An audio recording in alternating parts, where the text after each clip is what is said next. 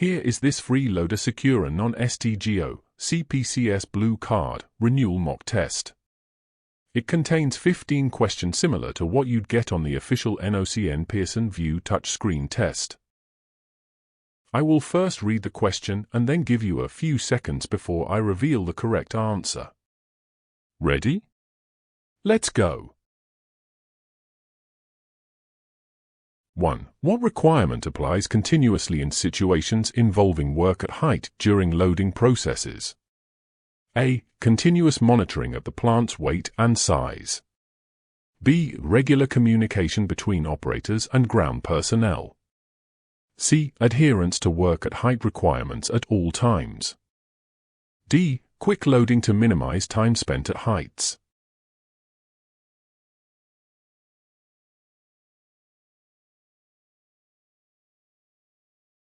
Correct answer, C. Adherence to work at height requirements at all times. 2. What specific task is associated with the CPCS loader Secura category? A. Operating heavy machinery on construction sites. B. Safely unloading items of plant at construction sites. C. Managing administrative tasks related to loading operations. D. Preparing the transporter for road transport and securing plant loads.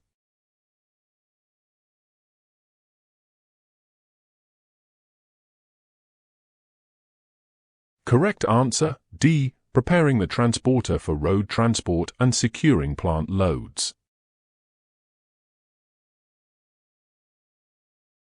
3. Why is adherence to the guidelines for ladder usage essential when accessing the transporter bed for securing gear? A. To comply with safety standards and avoid potential accidents. B. To ensure proper communication between ground personnel and the operator. C. To reduce the number of operators required during the process. D. To speed up the loading-unloading process on the transporter.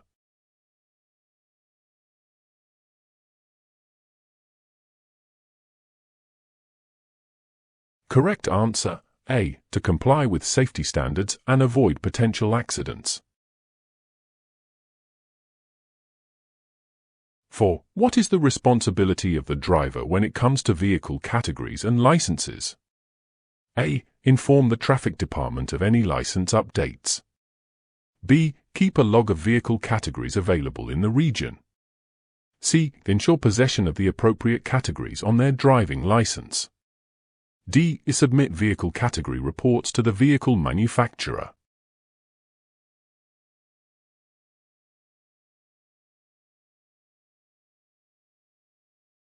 Correct answer, C. Ensure possession of the appropriate categories on their driving license. 5. What should be considered before placing an item of plant onto the bed of a vehicle or trailer? A. Ensuring the operator remains in the cab at all times during loading. B. How the operator safely exits the cab to reach ground level. C. Safety precautions for the item of plant once on the bed. D. Maintaining a specific speed limit during loading processes.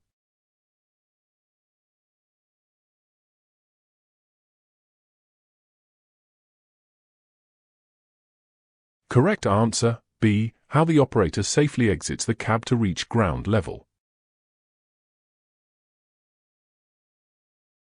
6. What significant factor can lead to slips, trips and falls occurring during the process of climbing down to the ground? A. Inadequate lighting and visibility during loading-unloading. B. Absence of safety protocols for operator transitions. C. Lack of proper footwear for climbing down.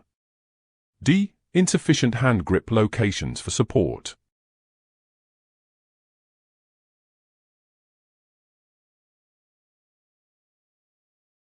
Correct answer, D. Insufficient hand grip locations for support.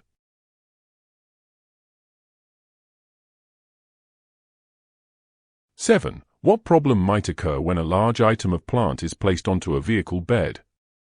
A. Overhang of the machine's access ladder steps, hindering safe transitions. B. The operator's easy access to the vehicle bed.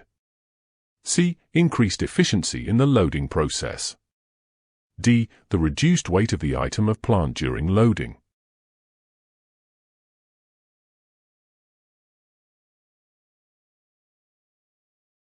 Correct answer, A. Overhang of the machine's access ladder steps, hindering safe transitions.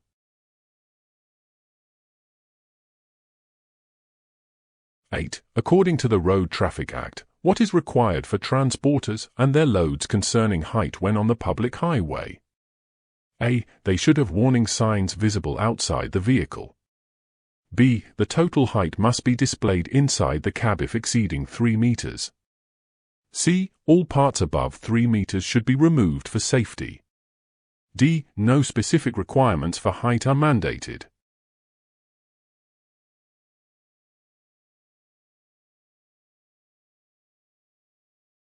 Correct answer, B. The total height must be displayed inside the cab if exceeding 3 meters. 9. What criteria triggers the need for notification based on vehicle and load height? A. When the vehicle's height is over 4.95 meters. B. When the load's height exceeds 16 feet. C. When the load's height surpasses 16 feet 3 inches or 4.95 meters. D. For vehicles where the height exceeds 16 feet. Correct.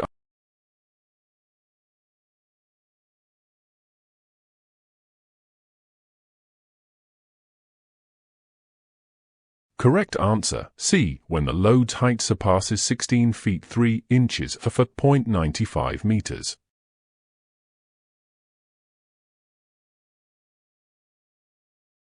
(10) What is commonly present on bridges with a full or partial arch to guide vehicles about the allowed height? A. Overhead sensors detecting approaching vehicles. B. Signage on the sides of the bridges. C. Brightly painted lines on the road surface. D. Goal posts or markers to indicate permitted heights.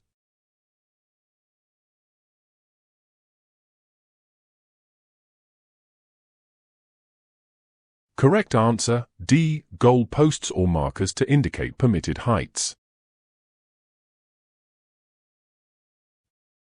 11. Under the Road Traffic Act, who is accountable for ensuring the possession of the appropriate vehicle categories on the driver's license? A. The vehicle manufacturer.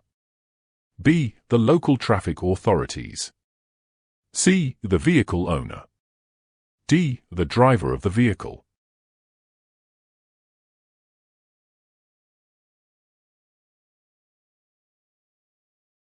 Correct answer, D. The driver of the vehicle. 12. What is the recommended principle for maintaining a distance from the edge of a trench when loading or unloading near a slope or bank? A. Twice the depth of the slope or bank.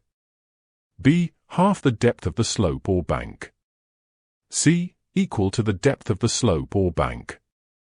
D. Dependent on the width of the slope or bank.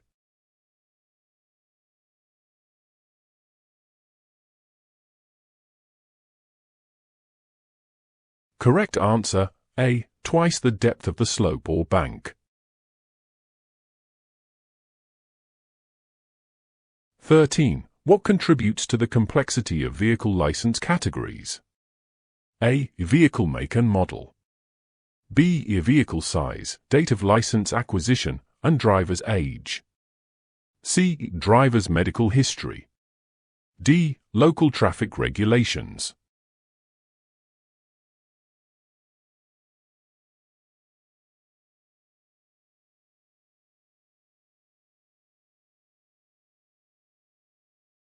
Correct answer, B. Vehicle size, date of license acquisition, and driver's age.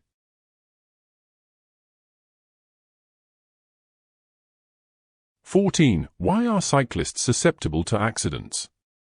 A. Their higher speed compared to vehicles. B. Cyclists positioned behind vehicles. C. Cyclists positioned in potential blind spots during turns. D. Cyclists maintaining proper distance from vehicles. Correct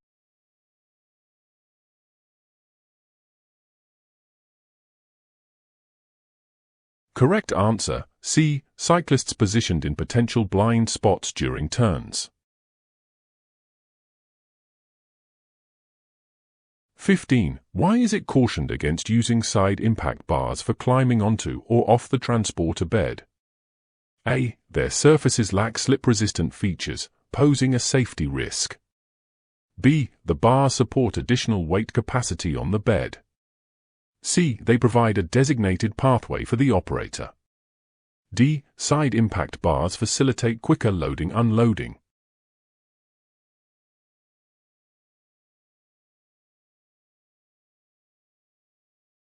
Correct answer, A. Their surfaces lack slip-resistant features, posing a safety risk.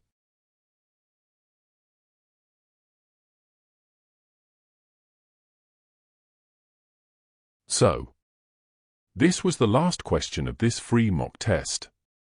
If you made it this far, I guess you're about to take the dreaded CPCS renewal test and there are no other study materials except the long and boring fact sheet. Some people have failed this multiple times. Like my brother, who is not the brightest tool in the shed. But I still love him. Enough in fact to create a whole bunch of multiple choice questions from his category fact sheet. And guess what? He finally passed.